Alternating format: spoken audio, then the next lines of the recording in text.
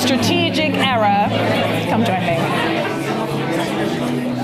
In loosing all of your social energy early, but I am delighted to see you all chatting. Please do be brave and write your sacred value on a postcard. I will not grill anyone. I will just ask you to say a bit more. Where's George? George is going to go down the aisle. Please pass your postcards along. I'm just going to leave an awkward silence until I see some people doing it. The power of social pressure. Thank you. That's it. Wonderful. While that is happening, I will introduce tonight's guest, Oliver Burkeman, who is a journalist and an author. Known to many of you, he has written 3 major books. I want to say major in case I've missed any minor ones. No, really only 2 major ones, if they're major at all, because the other one was a collection of columns, so I just had to print them out. Great. The collection of columns was called Help. Yeah. How to Become Slightly Happier and Get a Bit More Done. The Antidote, Happiness for People Who Cannot Stand Positive Thinking, and most recently, 4,000 Weeks, Time Management for Mortals, which I have to say is your best subtitle by a long way. Oh. It says a lot. It's beautiful. And we have much to talk about tonight, but we're going to characteristically go deep. But I'm going to give Oliver a moment to warm up by asking not immediately what is sacred to him, but how he gets on with the word. It sort of induces a panic attack, really. Sorry, thank you. Hello, everyone. It's really lovely to be here before I talk about that. Yeah, my dad put my name into ChatGPT the other day, and it gave a biography, and it said that in 2021 I'd stepped away from writing to spend more time with my family. Does it know something that we don't? Very odd. Anyway. Yeah, I'm kind of, this word triggers an inferiority complex that I have with, about sort of a certain kind of religious person who I feel like has figured something out about life that I haven't figured out. One of the most straightforwardly kind of ego-boosting responses that I get to the books or to other things I've written is when somebody emails to say that they hadn't really, that I put something into words that they'd sort of dimly understood, but it becomes a lot clearer thanks to something that I'd written, and that's great. It's more than just ego boosting, but it is ego boosting because it makes me think well, at least I'm somewhere on a level with other people about what they understand about life. But I always have the suspicion that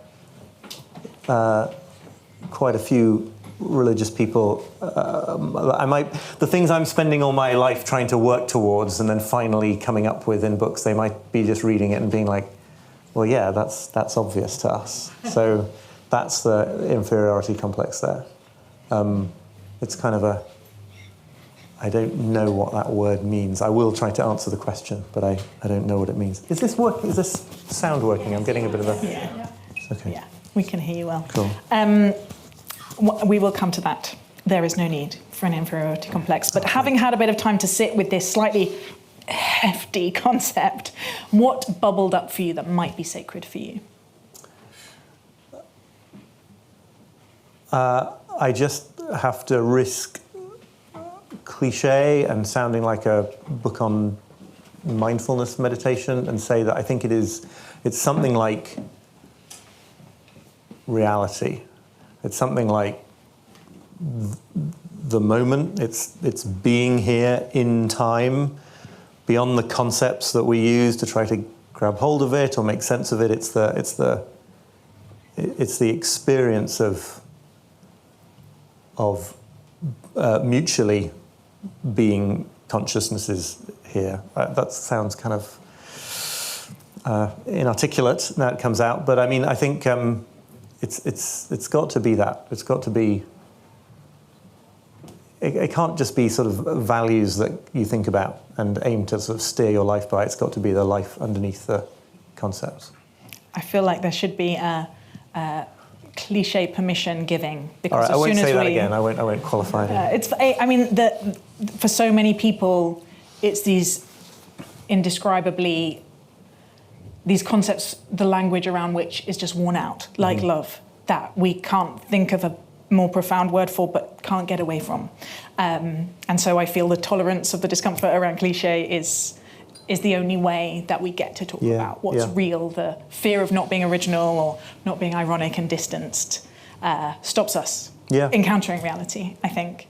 Where has that value kind of shown up in your life? Has it guided decisions, or tell me a bit about how it's played out?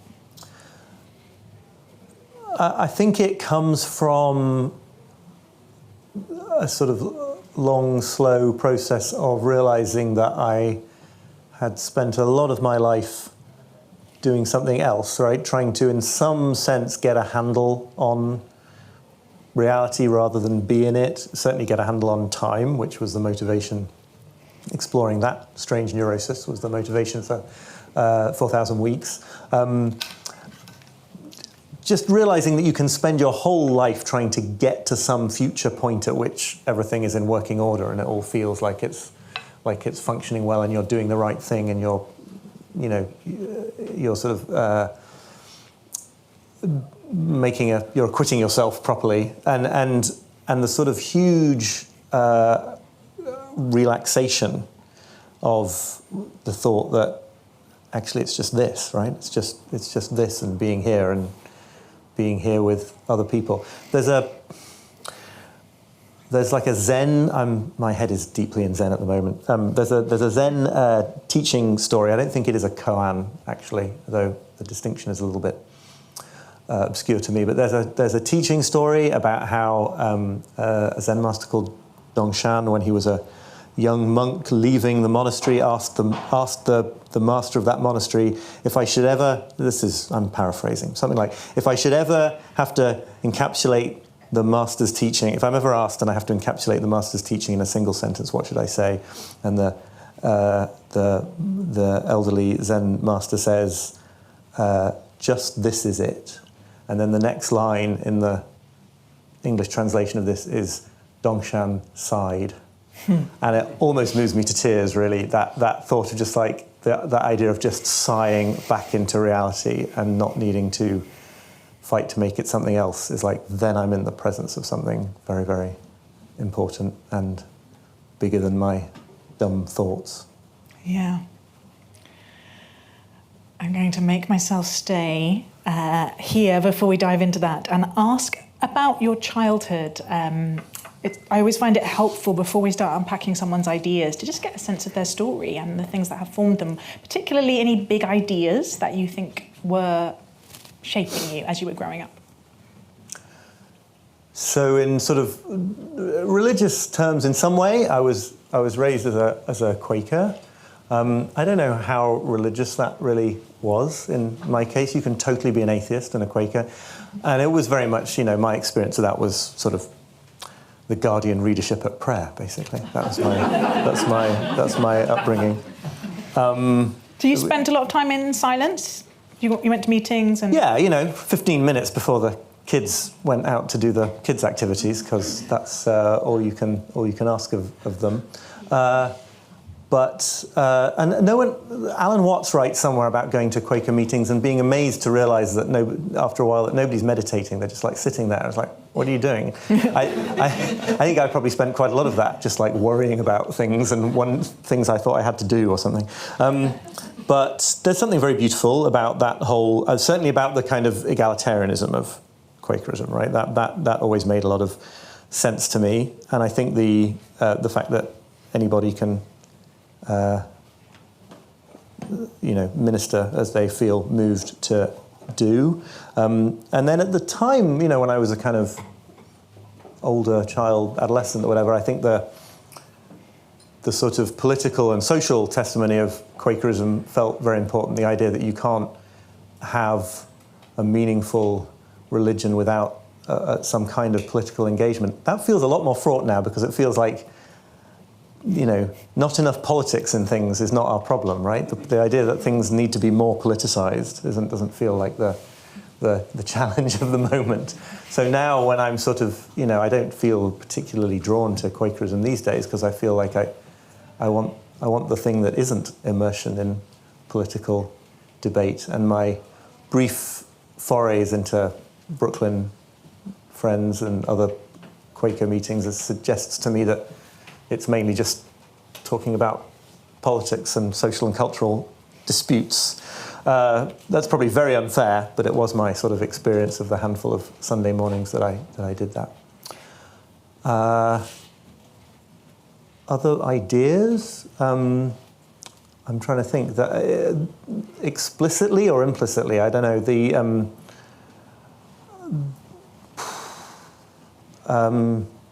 I think that there's a very important strand in my sort of psychology that comes through my father, who is Jewish, and who's his mother, my grandmother, who escaped Nazi Germany when she was 12, I think, and a sort of nebulous anxiety and need to feel like you are in control of planning your future that's going to happen if that's your,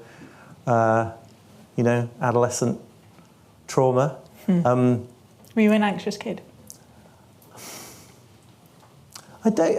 Yeah, I think so. I was very anxious, sort of young adult, and I think I was an anxious kid, although I don't have clear memories of that. And I didn't used to take any of this sort of intergenerational thing very seriously. I think partly because when something like, the Holocaust is such sort of huge history book type topic, it feels weird to sort of claim it as something that makes an impact on you if you're not personally someone who went through that kind of hell. But I've become more open to that notion that that's a real thing. One of the strangest emotional experiences of the last couple of years was sitting down to watch the Disney movie Encanto, the Lin-Manuel Miranda musical about a family of gifted kids in a house that talks and acts, and which has this theme about, I think it's Colombian history, it's about intergenerational trauma.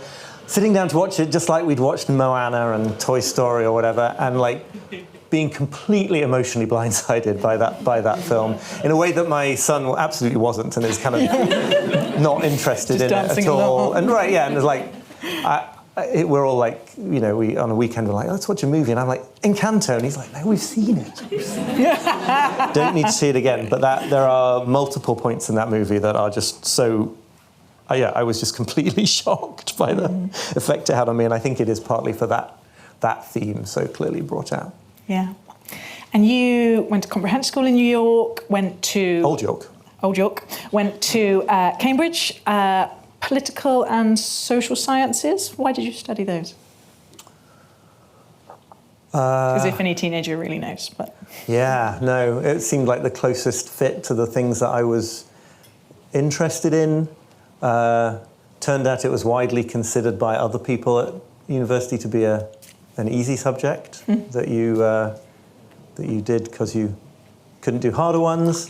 That was not how I approached it. I became incredibly stressed in I think in hindsight, an unnecessary way about the university work. But who knows? It wasn't a fun time. Oh, I mean, university in some ways was fantastic because I was doing student journalism, and that was just brilliant, and frequently extremely hilarious, and very sort of a lot of camaraderie we spent in the little office of Varsity, the student newspaper. The work side of it, no, it was not fun. I became. I sort of made myself ill with sort of what I felt I needed to do, and how sort of it's a tale as old as time, I think, especially for kids going from comprehensives to Oxbridge. Not that I went to a gritty comprehensive, although I sometimes try to pretend that was the case. It really wasn't. But you work for the Guardian. There was enough of exactly. There was enough of a class thing there for it to sort of freak me out. And so I sort of spent a lot of time being incredibly stressed about it and then thinking I was going to fail miserably, and then doing, comparatively speaking, within the year, really, really, really well, which is a terrible. You learn something really bad from that, which is that stress pays off. If you really, really make yourself ill with stress, you'll get great results. Yes, and but I also have it was a vivid experience as well of spending sort of multiple years scrambling for a goal, achieving the goal, more than achieving the goal, and being aware that the sort of elation of that goal achievement lasted for 4 days, a week, and also I don't want to. I think the sort of social privilege side of going to that university has really helped me in my life. I don't want to downplay that, but the degree result, absolutely never. That's had nothing to do with my getting a first instead of a 2-1. That had no effect on my life. Not worth it. As I was reading your books, I went back to see if you had studied philosophy, because it feels to me that's what you're doing with a lot of your books. You are asking this question as old as time, which is, what is the good life? How now shall we live? What is it to be a person? What do I do with this finite amount of time? But you didn't. You studied social and political science. Looking back, do you think those questions were already nagging at you or not?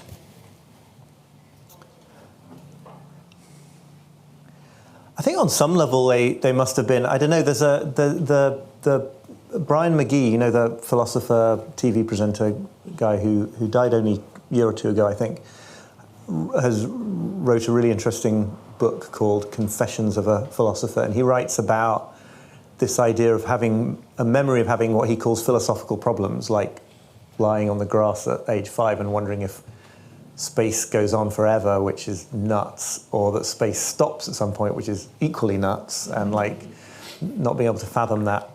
And I think maybe I did fall on that side of the divide in terms of puzzling about those things from quite a young age. But it really just seems to me if you had the good fortune to be able to write about and think about the meaning of life, why would you not? That's the thing. It's kind of, it's almost odd to see it as a question, because I can't really get myself into a position of thinking that it wouldn't be interesting to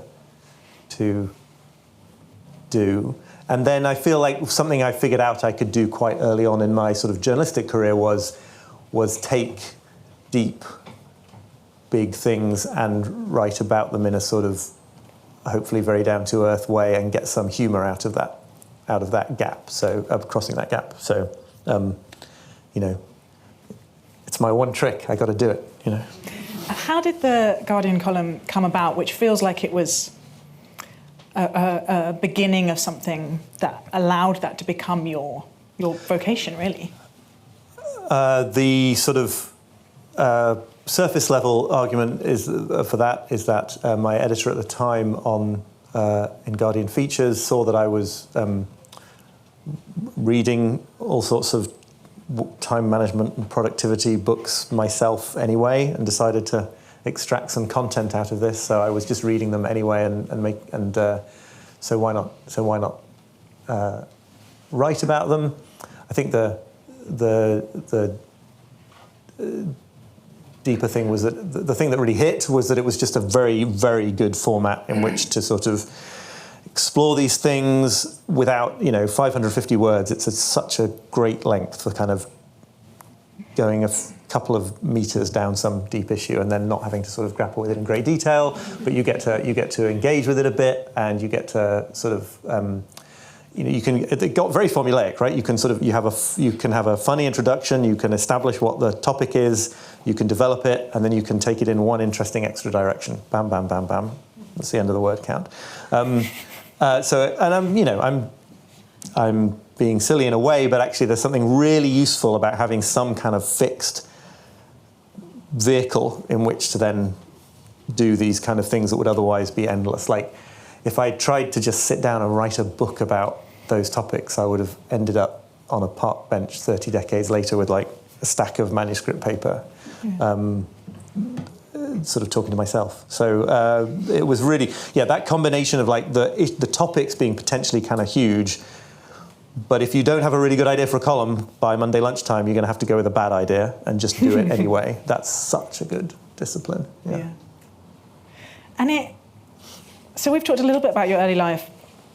What Oliver and I have just talked about is basically all that is publicly available about you and... Ask ChatGPT. Some big scandals coming. No. And as I've been reading a lot of your work, the thing that really stands out is how you are writing about very, very deep subjects, almost smuggled under subjects that seem easier to tolerate, like procrastination or time management. And you're doing it with a very light touch, beautiful humour, but without giving a lot of yourself away. And a lot of other writers would have approached it differently. That one of the lines that stood out in the 4,000 Weeks was, don't worry, you mentioned something very light about, I think, anxiety. And I said, don't worry, I won't be dwelling here on my particular things. You can feel that, what is that, Oliver? What is in you that feels like backing away from how these things are really deeply at work in you is not appropriate, or you're not comfortable with it, or question mark? I mean, I don't have any consciousness of hiding stuff, like of holding back from talking about things that are going on in me or with me, and then sort of keeping them from the audience. I do think that I'm writing for an audience who might be like me in that respect. I'll be like a little bit wary of just diving into some like very, very California therapeutic kind of writing where it's all sort of, and I think so. I'm trying to. It feels to me like being. You're not accusing me of being dishonest, but it feels to me like being sort of more honest in a way about that discomfort and making that be there on the page. But I don't know. It is just what comes naturally. I think there's a good tension between that kind of attitude and then going deep into these things. But I could also just be like really repressed. And no, seriously, that's very kind of you to shake your head. But I think these books and the writing that I do is a form of is a personal therapeutic thing. I am definitely sort of grappling with stuff and trying to come to terms with it in myself. And I'm always a little bit worried that people, not only religious people, that's specifically one constituency, are just have come to terms with these things much more in themselves and are just like, oh, well done, like he's almost got there, well done, that sort of... That sounds deeply patronising and annoying, but... but this is an imaginary person in my head, you've got to understand. We all have the cast of them. I guess but partly behind that question is a kind of a gender question, in that many of your fans are men, and it feels like you're doing this... Sometimes as I was reading, it felt like if you had been born 100 years earlier, you would have been a minister, or more straightforwardly a philosopher, or that. And the desperation of many of us, but I think particularly men, for spaces where they are allowed to think about meaning and belonging, was really, they're really missing, and they find it in your books, and it's very charming. It feels like you're constantly backing away from, you're not becoming a Jordan Peterson, very clearly, because that's the other approach, right? To find that there's an audience for accumulating wisdom and synthesizing it and offering it, which you're both doing. And you can go down the guru route, but there's a fear of that in you. Do you think it's spending so much time with positivity people? I mean, I don't think any of it's conscious, so I'm sort of stepping outside myself and trying to psychoanalyze myself here. I think that I sort of find, maybe this is just defensive, but I find myself wanting to stick up for this way of approaching those issues, right? I think that I'm not sitting there saying like I'm going to do this in a way that feels safe for other repressed British men to engage with these issues. But that may be one of the effects. I think it acknowledges the vulnerability around these things, and I don't think of myself as approaching them and then running and then getting too close to it and running away. I think of myself as approaching it, acknowledging that it brings up a whole lot of this stuff and that there's something embarrassing or un-British or kind of overly earnest about it, but going there anyway. Now it's not for me to say that I managed to go there anyway. You may feel that I don't. No, I find it very beautiful and interesting, and I think often the way people write about these things in public, and particularly women, is there's potentially pressure to be too confessional. Right. And navigating that line that the most particular is the most universal, and how much we share of ourselves and vulnerability, which comes up a lot in 4,000 Weeks. Almost everything that you're doing is leaving me very thought-provoked in a very beautiful way. So it was a question, not a critique. Yeah, no, but I'm really interested in it because I know that it's there, and I mean, maybe I would be interested in it because it's all about me. But I do think that the thing that I have found over and over again is that the thing that the North Star, whatever that I should follow, is like writing about how things really do actually feel from my point of view today. And when I write sort of email newsletters where I sort of talk about how I struggle with some aspect of something in daily life, there's always like a whole bunch of people replying with like shock and surprise that I have bad days or whatever. And I'm like, it's wild. I feel like I talk about it all the time, and I call the newsletter like The Imperfectionist and build it all around the idea of not knowing exactly what I'm doing or how to live life. But so I think like there's something really powerful in sort of not feeling like you have to pretend to be more evolved or realized or enlightened or whatever than you are. And so I take that to be just, that's what's actually going on inside my head, that coming towards and going away from these topics. Yeah, it's remarkable how persistent the lie is in all of us, isn't it? That everyone else has it together and we don't. Yeah. I'm constantly surprised. Totally, yeah. That everyone is struggling. Tell me about the antidote, and particularly this kind of via negativa sense. What was the thread of turning away from positivity towards something a bit more complex?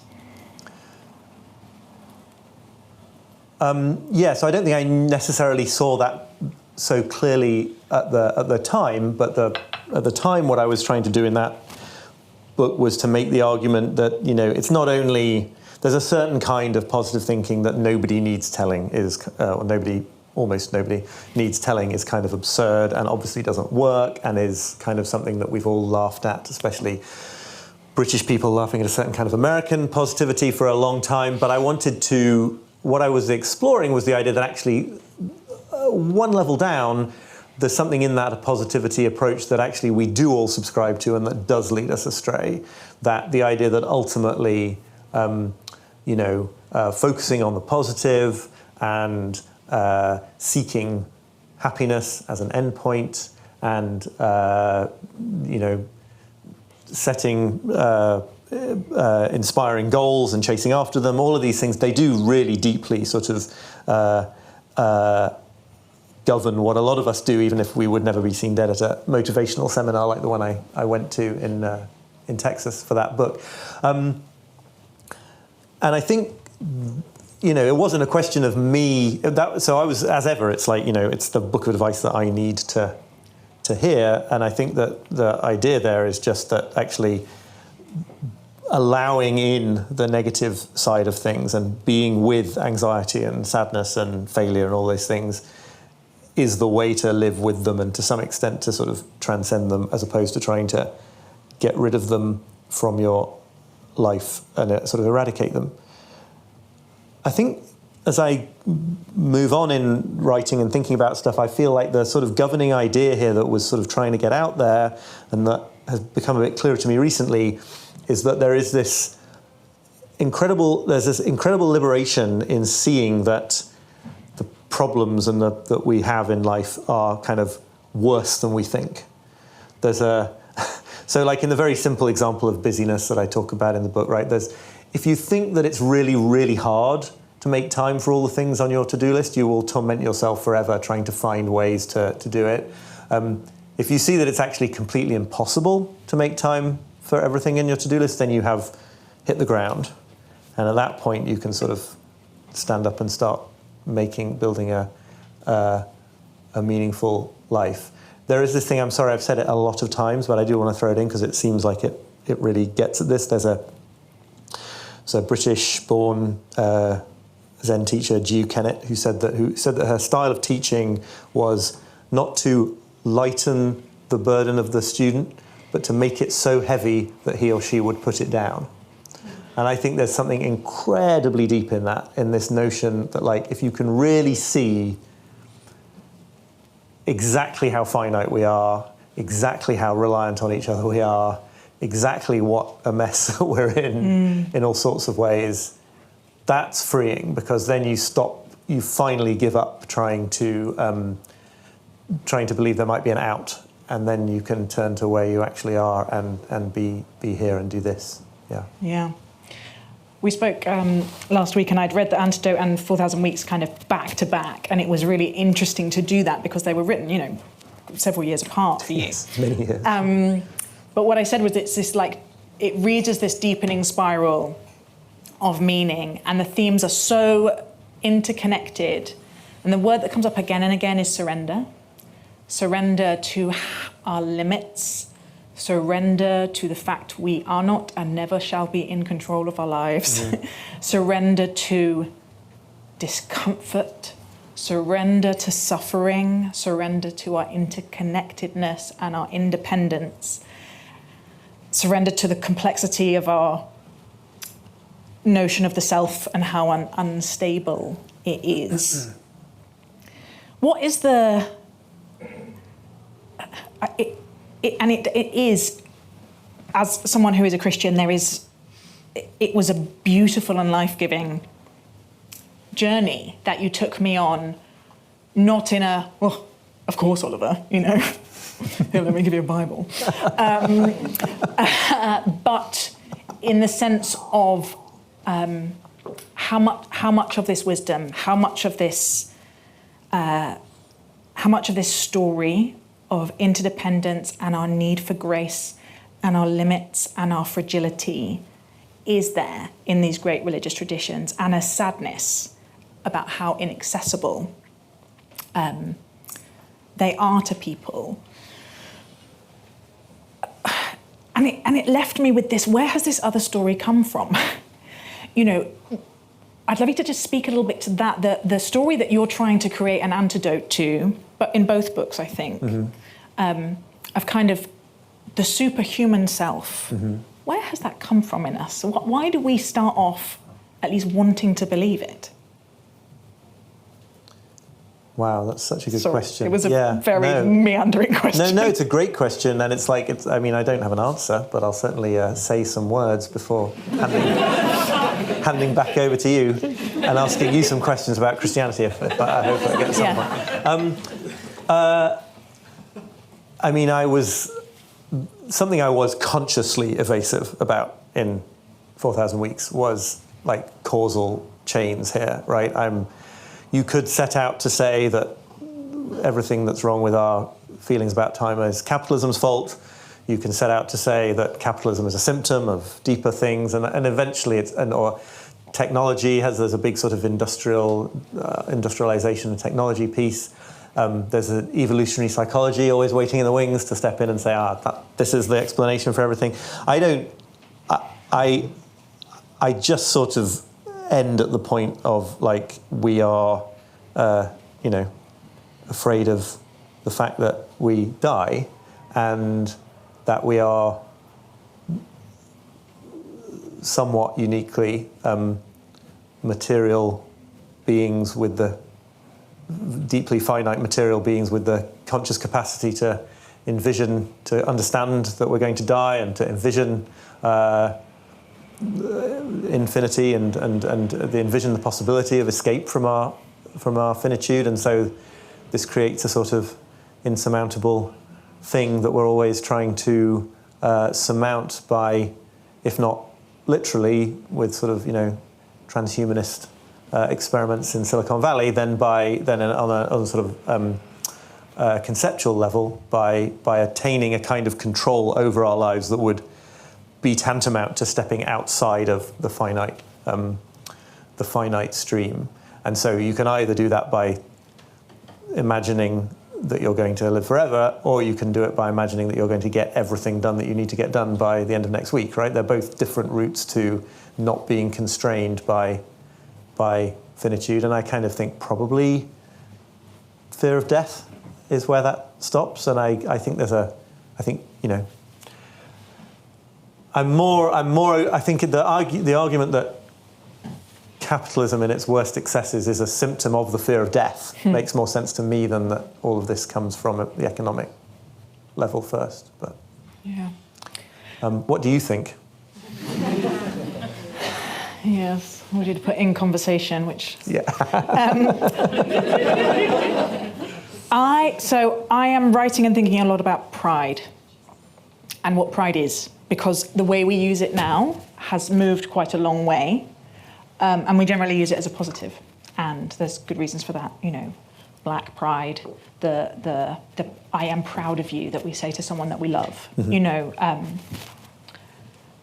But throughout the history of my tradition, theologians have talked about pride as something deadly, as something that separates us from each other and from God and our full humanity.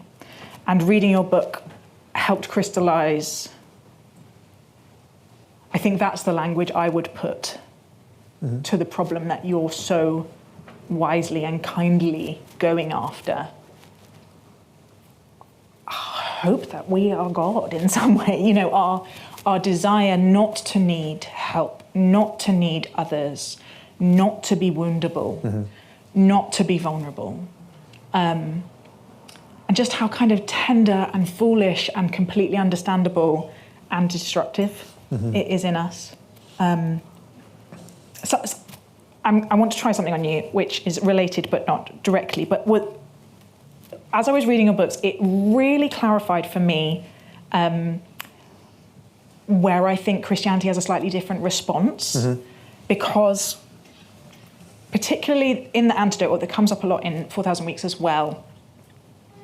Forgive me, I'm going to narrate something and you can push back on me, but it felt to me like you were starting from a place that we all start, or maybe you were saying we all start from this place, also me, of a deep anxiety and fear about much of the world, and I share it, particularly now. But that you went looking for medicines for it. And Stoicism medicine is to say, if you just change your beliefs about what life should be about, you won't suffer so much. If you can just almost lower your expectations or become very sanguine about the things that happen to you, you won't suffer, so you won't carry fear. And I'm going to bodge this, but from my understanding, the kind of Buddhism approach is really this kind of non-attachment.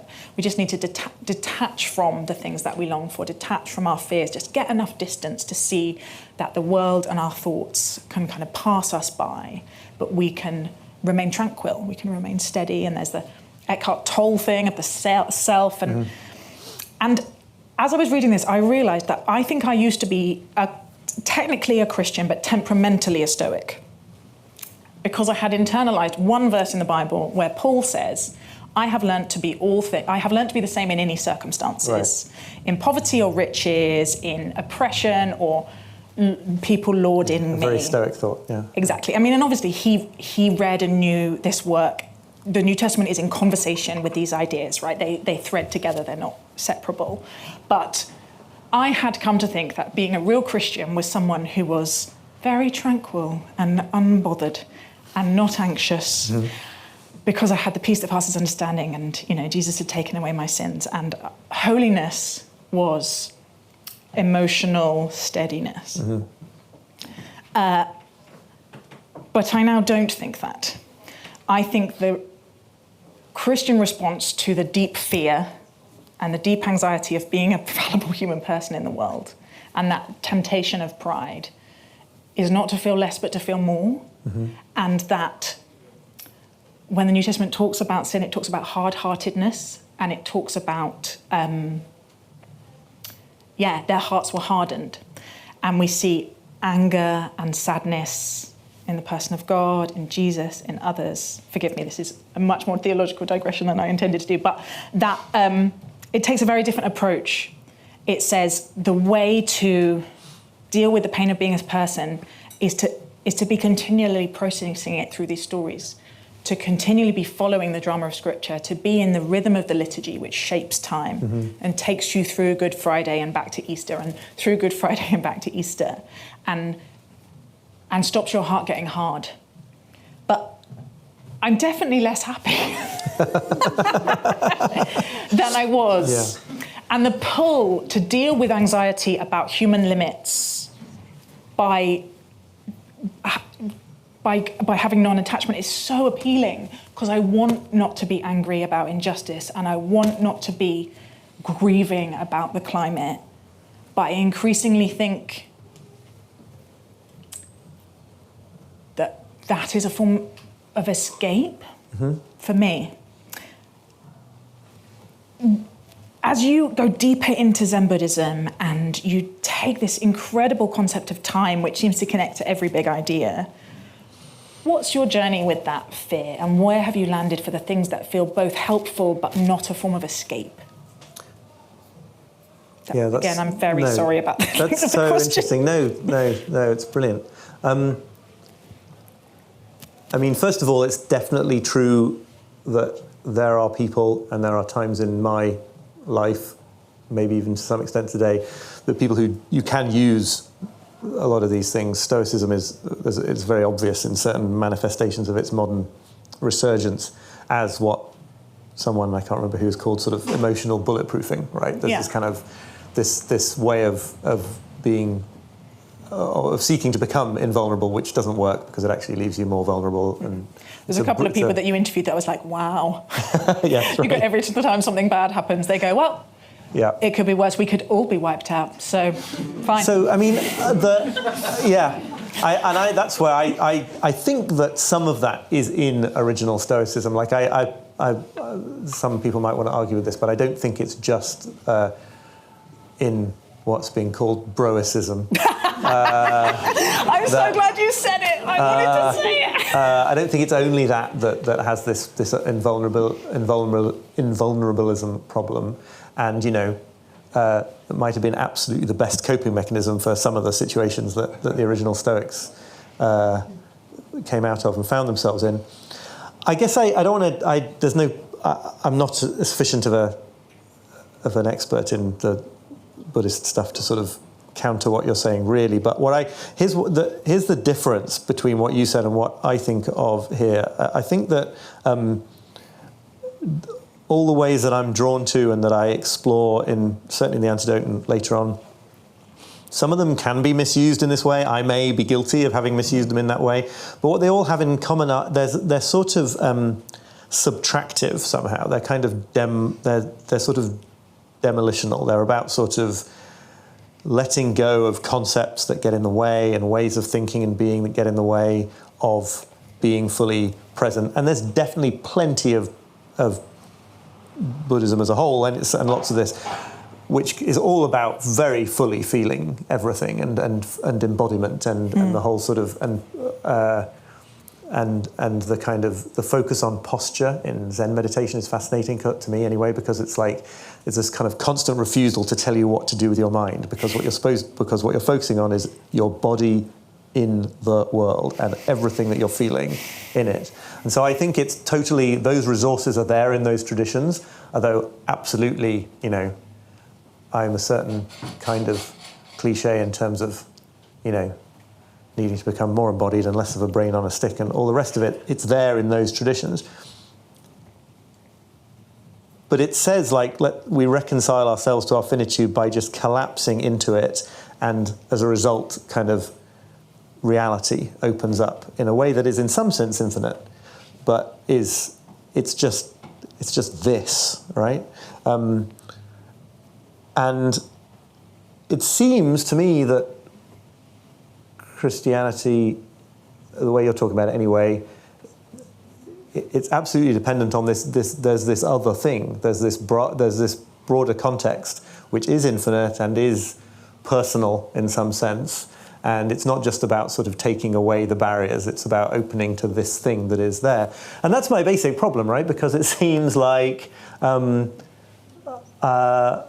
least sometimes, I feel like I would love to be a Christian, but no matter how many times people say to me that it's fundamentally an orientation to the world or fundamentally about practice and community, it seems at the end of the day you do have to believe that in the historical reality of some events and in the construction put upon those events by Christianity. And like the contrast would be, if like documents were discovered tomorrow showing that all the supposed history of Buddhism was a lie, it wouldn't affect the psychotherapeutic, spiritual claims being made by that tradition, as far as I can see. But it would completely. But Christianity is dependent on its story in a different way, and if I can't will myself to believe that, then I'm sort of out of luck, aren't I? Have you ever read the actual Pascal's Wager? No. I've been rereading it recently, and I think I want to kind of say yes and to what you've said, because believing is a complicated word. You know Perspectiva and the work of Ian McGilchrist a little bit. Yeah. And I think what his work is showing is we have different modes of attention and attending to the world, which lead to different ways of knowing. And we have created a world which makes a very left hemispheric way of attending and knowing easy, because it's constantly being reinforced, concrete, linear. And a right hemispheric way of knowing, I'm sorry, I can unpack this, I'm going to whiz right through it, the realm of the imagination and art and music and religion is easily atrophied in our world in a way that feels like if you don't speak your mother tongue, you lose it, and then someone else speaking it sounds gobbledygook.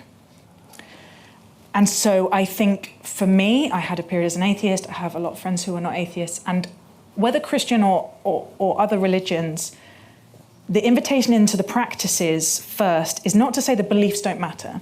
It's not to say, oh, we don't care whether you believe in God or not, as long as you come along and sing some hymns and do confession and, celebrate Easter.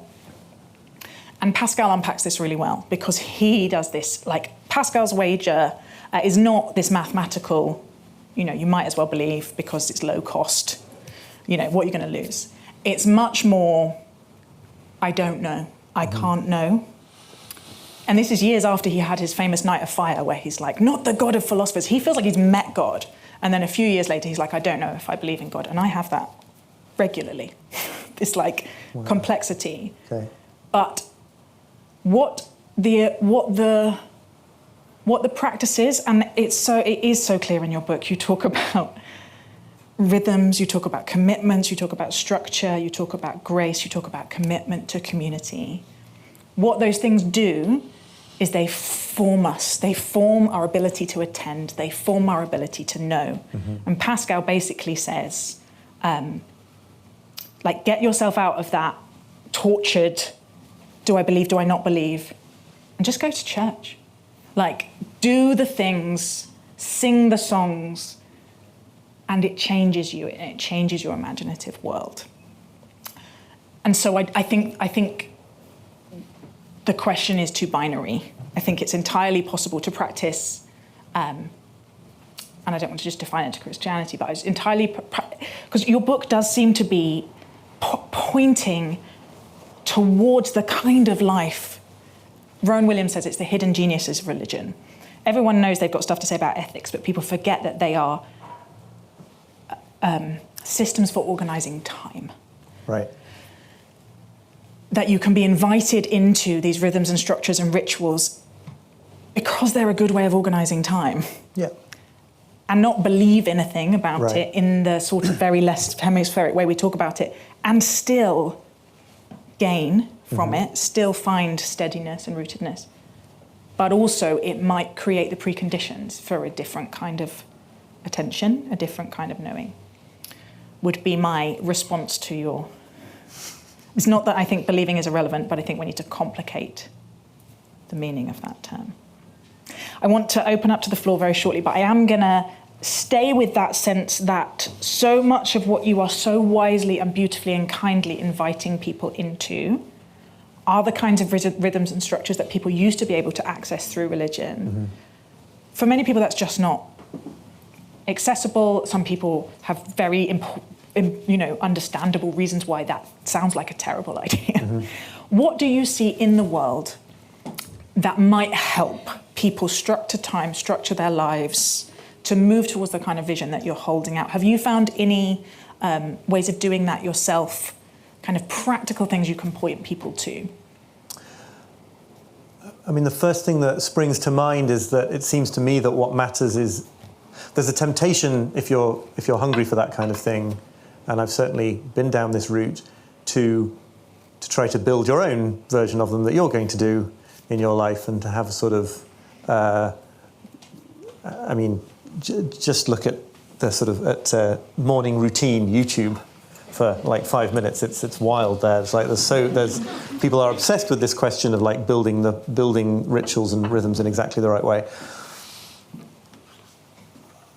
I think it's rather obvious, at least in the context of our conversation, what's wrong about that, which is like that is almost in every circumstance going to worsen the problem of trying to go it alone in life, just in a sort of packaging that looks a little bit like maybe they do in monasteries or something. It's not going to actually address the issue. So I find again and again and again, often sort of slightly against my will, that it's the place to look is in rhythms that are truly collective and that really do exist, even if they seem very like mundane or scant by comparison with these kind of great, wonderful, liberating I don't think, if you're going to say choirs, I don't think choirs are mundane at all. No, I would say choirs in one aspect, which is choirs and other groups that meet at a specific time in the week, and you have to go there and be at them, right? I mean, it's such all the best advice feels like it's been given a million times, but it's like join things, and the part of the joining of things is that you have to do them at that time. And just sort of the rhythms of just life, right? The school run, whose turn it is to make dinner tonight. Just you can enter into those things that are there in our lives, I think, in a slightly more wholehearted way. First of all, if you're me, you have to go through a long period of kind of resisting them and getting furious at the way that they get in the way of your brilliant schedule that you planned for your life. But then you do eventually realise, to some extent, that you wouldn't have it any other way, because the collectiveness is what counts. I don't think whether we have fully structured, whether it's always a Sabbath, whether it's every moment of the day, that's less important than just finding those bits of the world that are, in some sense, collective rhythm and ritual. Just being here, right? I mean, it's partly the stuff that we're talking about and interested in talking about, but it's partly just that every single person who wanted to be involved in this had to come to one place at one time, even if they'd have rather done it at a slightly different time or a slightly different place. Yeah. Would have been more convenient for me if this had been in Yorkshire, So I think that is the answer. There's some lovely quote from Tobias Wolff that I used to have pinned above my desk, but then I moved my desk so it was in front of a window, so you can't pin things above it. And about how, I'm not going to try and quote it, but it's just about this notion that what works is to be held in these rhythms of all the things that you feel are going to get in the way of your work, and what he calls all the sovereign bullshit of being a writer, right? This idea that because you're doing something supposedly creative or artistic, that these rhythms shouldn't apply to you or should come second, and actually they're the things that make the whole thing meaningful. I was... Could I have some cards with sacred values, if we've got some? I was reading your book. You have these beautiful chapters about marching together in time and the kind of effect.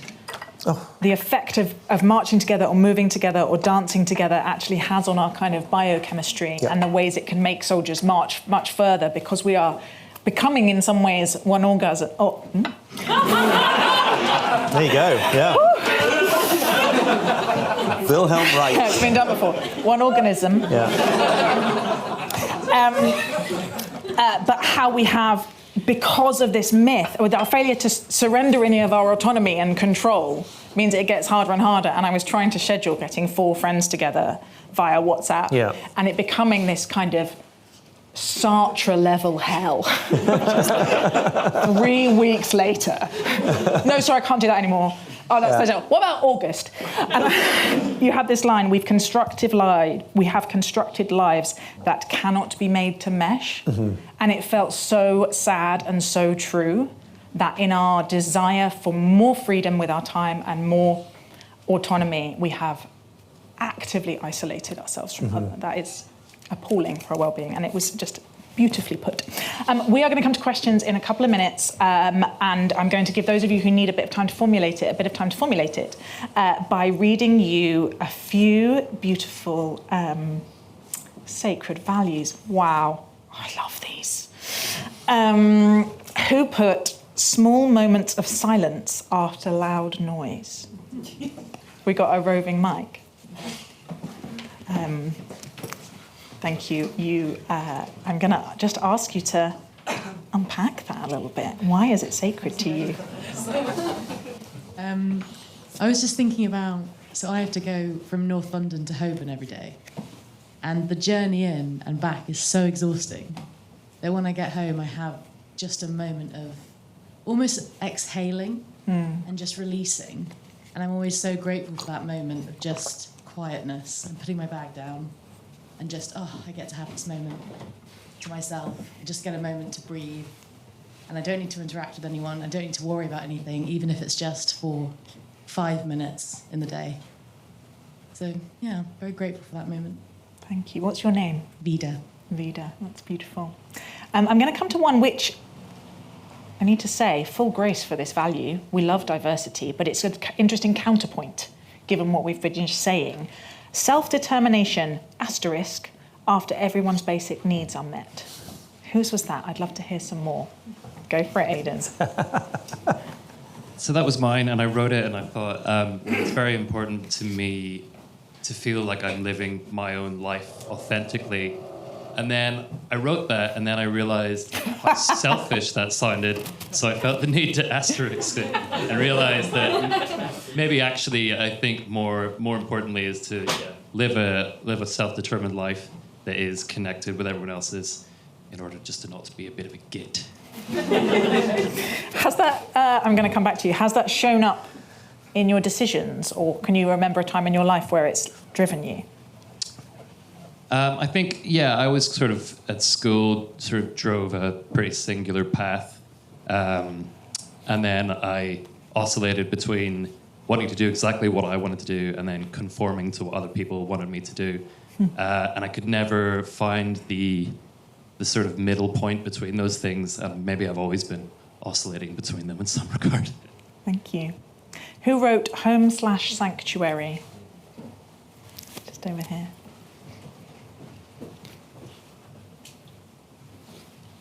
Tell me a little bit about that. So this one is just, I think it's really important for everyone to have a space you can kind of go back to curl up, so you can go out and be brave somewhere else in the rest of the world. And home doesn't mean a 3-bed semi, especially not if you're in London. It isn't always somewhere you own, or where you sleep, but somewhere you can go back and feel safe and you're authentically yourself in order to go out and be brave in other places. Thank you so much. I'd love to hear more, but I want to allow time for questions. Maybe we can stick some of these up around the place. And I should say that these postcards, we have many more of them if you want to take one home, if you've given yours in generously. Well done to everyone who volunteered. Who would like to ask a question? Come back to Vida. I'm interested to know if you ever find it overwhelming thinking so deeply about things. I know I find that I do sometimes. And I think sort of we run around, some would say, to kind of numb ourselves. So we don't need to think, because thinking about things, especially dealing with uncertainty, is so difficult and heavy and maybe too much for our minds to comprehend sometimes. So do you ever find that you need to step back and take a break from all the big questions and the heavy thoughts? That feels like it was to both of us. Do you want me to? Yeah, you go first. I mean, I think it doesn't. I don't think that, but I think that I have a different way of dealing with the same issue, which is that when it comes to working and writing about this stuff and reading, I have an incredibly. I was going to say regimented, but it isn't regimented. I've got a lot looser about it. It's a very sort of almost kind of assembly line approach. So I take the sort of alarming side of it out of it by turning it into kind of, I work in small timed chunks. I try to produce a certain number of words each day. I'm doing it all in kind of little atomic units that don't feel overwhelming to engage with that stuff. I'm not mainly, anyway, just sort of walking around like I imagine Nietzsche or something, right? Just going crazy, thinking about very big things. And I think also, to a point that you were mentioning earlier, that also you also handle that by writing about mortality and death and the insignificance of a human life in the context of, how do you organise your to-do list, right? It brings it back down to earth to get at it through those things. So no, I don't do that. Also, I hope I don't do the inverse of this. I believe that quite a few kind of professional philosophers do actually, which is to use thinking about these big issues as a way of avoiding confronting them in their own lives. So maybe there's an element of that going on with me as well. But that's definitely a thing. I think one of the most beautiful things about Oliver's book is how it put words to something that I kind of can feel in my body, which is this, sometimes it's actually more relaxing to surrender to the thing. That when we are sort of clenched against uncertainty and clenched against the fear of death and the end of the world and someone thinking poorly of us and, all of the huge and tiny things that our brain gnaws at, that when we expect it and surrender to those things, you can kind of look at them and normalize them and say, okay, this is all right. And it's the classic therapy thing that when you are refusing to feel your feelings, they get stuck. But when you actually let yourself, sort of as I was saying, kind of process the thing, it can move through you. But I live in a little micro-intentional community, and some of my housemates are here, and they will tell you that I do not spend my whole life thinking deep thoughts. I also teaching myself to rollerblade, and I like detective novels, and I have been known to watch Love is Blind. So, who else would like to ask a question? We come here to Isaac. George, just on the end here.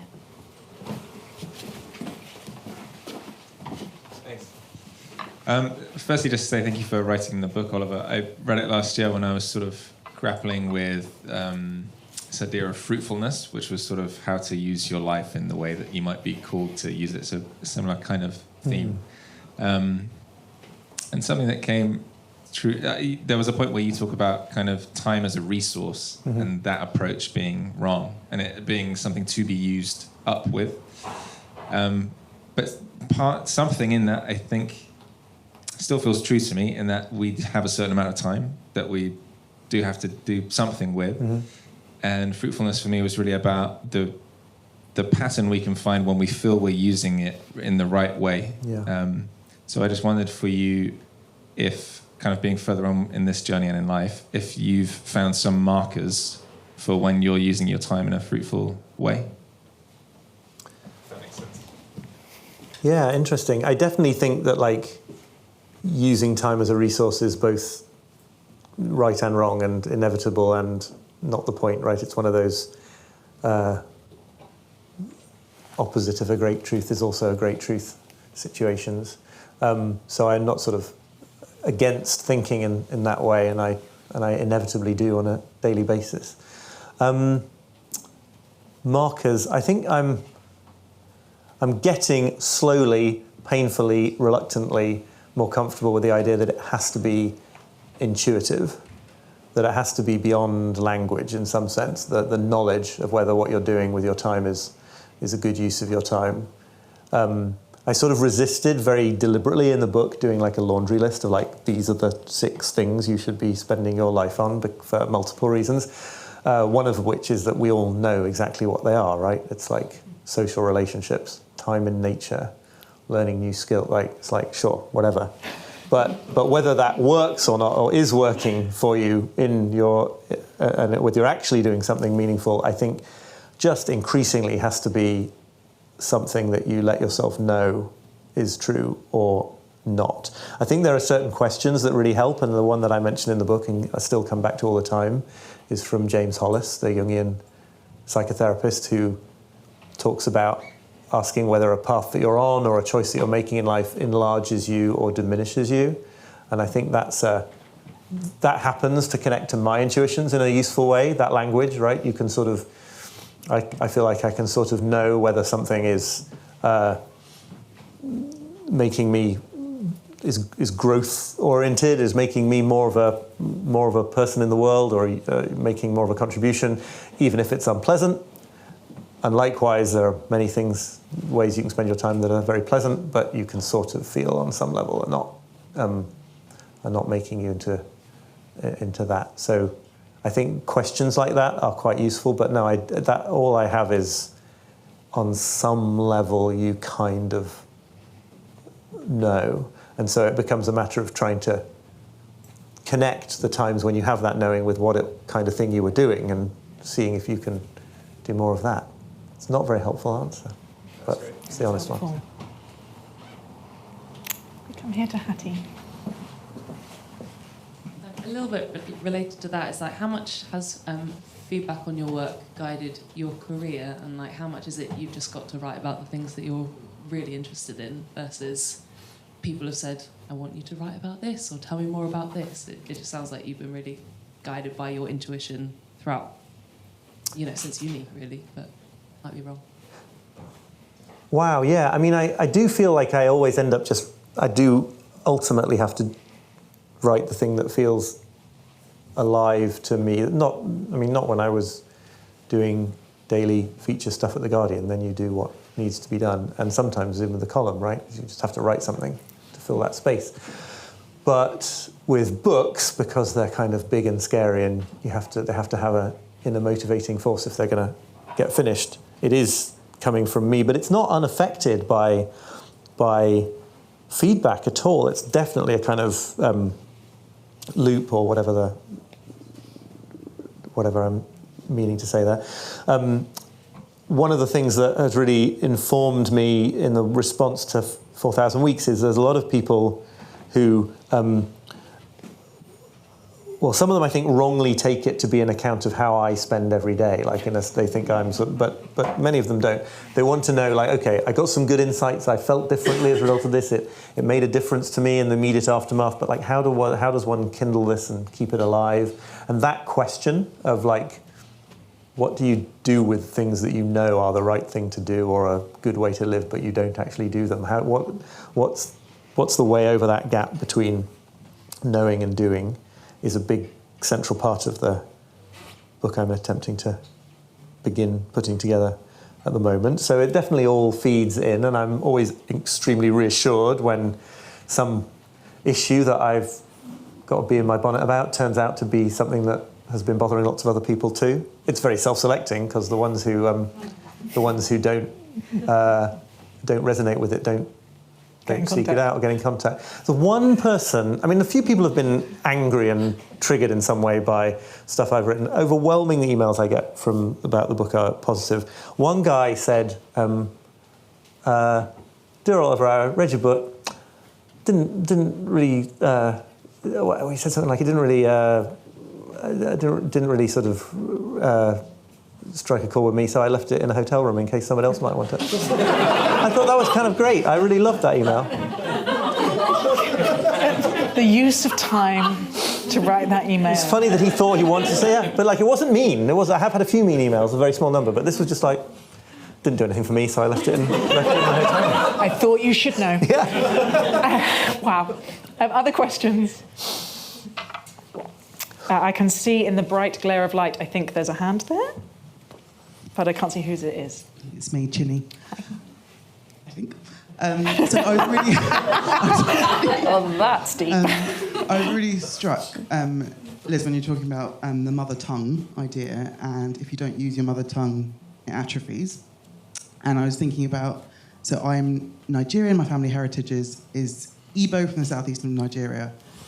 I'm not very good at speaking my language, but when I hear it, even though it sounds like gobbledygook, it also feels like home. So, Oliver, I guess you touched on this a little bit.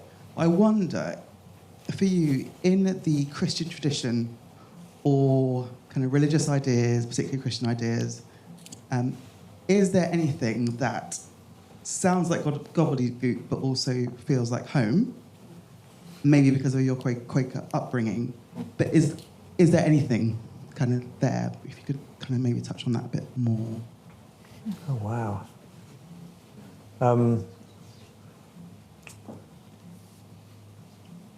Yeah, I mean, I have that. I have that much remarked on and often written about by other people reaction to, silence in church. It's like it's real. That's especially in the sense of being in places that people have been in in some form of focused attention, worship, whatever, for centuries and centuries in the same place. That means something and feels very, very important to me. I don't know if that's quite the same point that you're making, but that idea about feeling like you're not part of it, but you are part of it. I mean, I think that's something that a lot of non-religious people who have been brought up around churches have.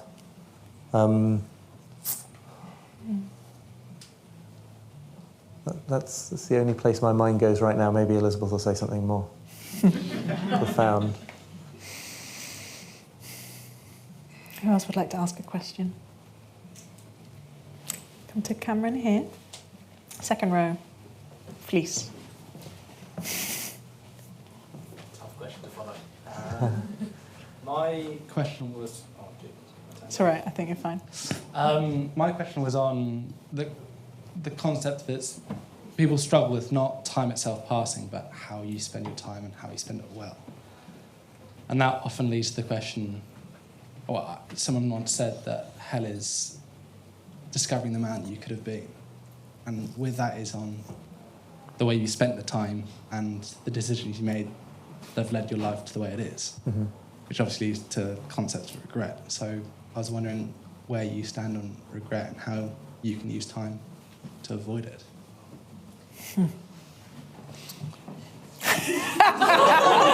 We are really going for you. I mean, I think probably I have the two thoughts I have about regret are firstly that I think if I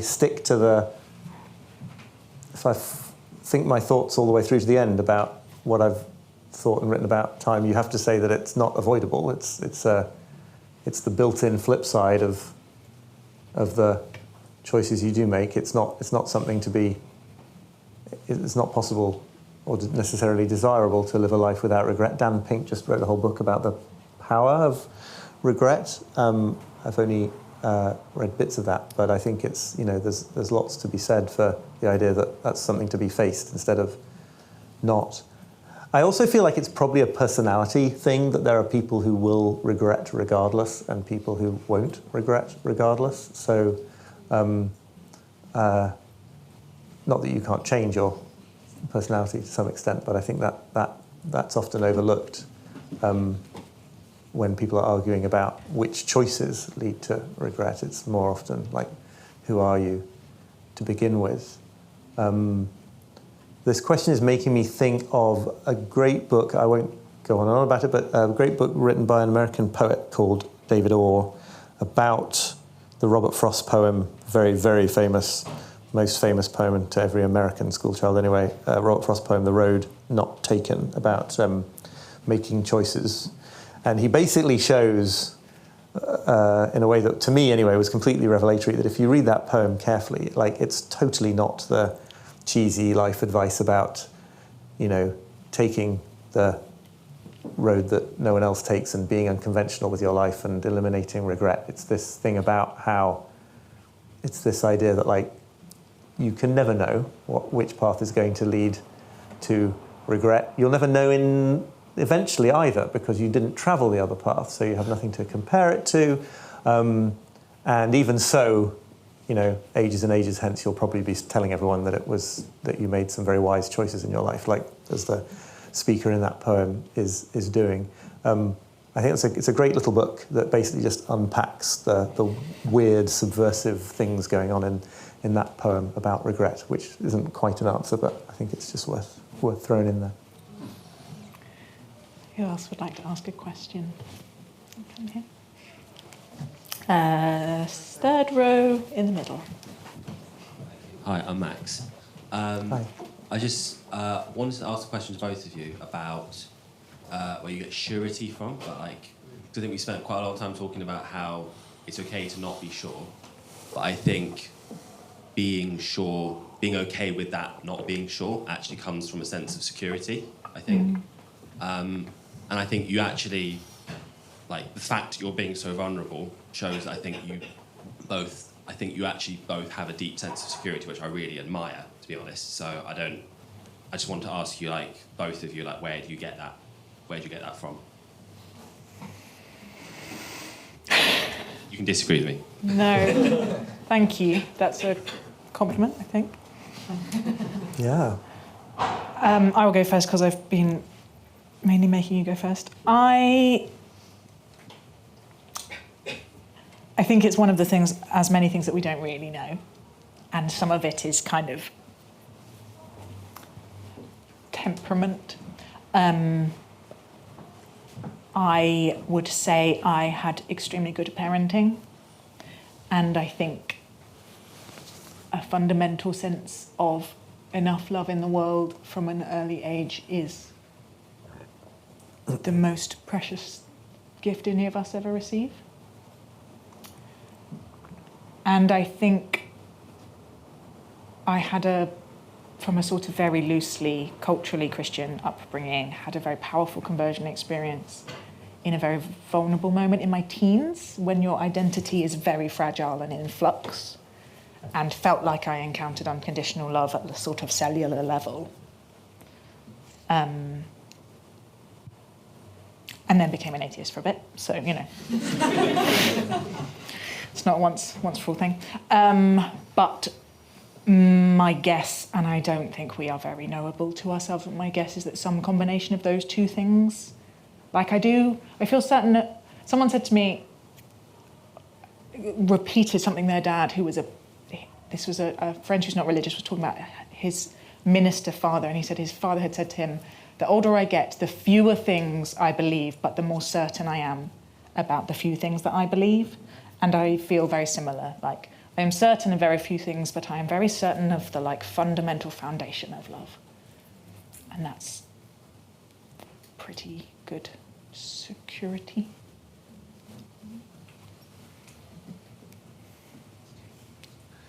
Do I have to give an answer? All right. It was interesting. I immediately saw, when I heard that great question, that you can go in a sort of a child developmental psychology direction, at your own biography, which you did at first there. And I I would agree. I think basically, it comes from having benefited from parenting that meets the D.W. Winnicott definition of good enough, right? Which is something huge. It's not. That's no insult to my parents if they end up listening to this podcast. But there's the other direction, is the kind of things you come to realize or understand about life through experiencing it. And I suppose there's, as you go through it, not just where you come from, but I don't have any kind of religious experience of the kind that you talk about, but I do have this repeated, endless reinforcement of the fact that my sort of worst, most catastrophic fears about what reality is or might be do not come true, and do not come true, and do not come true, and that the world is there to sort of support you and hold you. And, there are elements of that are to do with accident of birth and good fortune and class and socioeconomic stuff, absolutely. But there's also just this sense that, if there's something in your mind that seems to imagine that if things don't go a certain way, it's going to be absolutely calamitous and annihilatory and terrible, and that repeatedly fails to happen, eventually, you get it through your thick skull that actually there's more there's more solidity, more ground under your feet than you might have assumed. So there's a sort of accretion of surety in that way too, maybe. It's beautiful. Friends, we are coming to the end of our formal time. Before I thank Oliver, I want to say, buy the book if you don't already have a copy of it. And I can say that completely unreservedly. It is, I joked if you'd been born 100 years earlier, you would have been a minister, but I sort of think you are. I think you're doing a kind of ministry in bringing powerfully transformative ideas to people in a very, very readable and accessible form. And we have only touched on a tiny, because I selfishly wanted to drill into a few other themes tonight. So please buy it, and Oliver is going to be very happy to be there on that table signing copies. They are available from Aidan out there, so you can do a little circuit.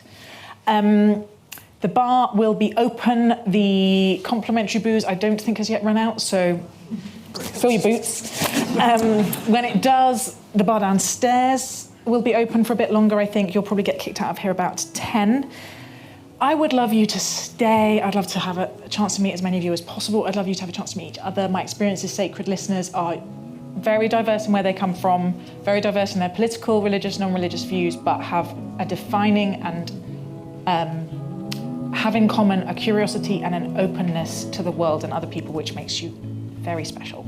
So meet each other and maybe ask each other the second question: what were the formative ideas in your childhood? Because that will avoid small talk, which is not allowed.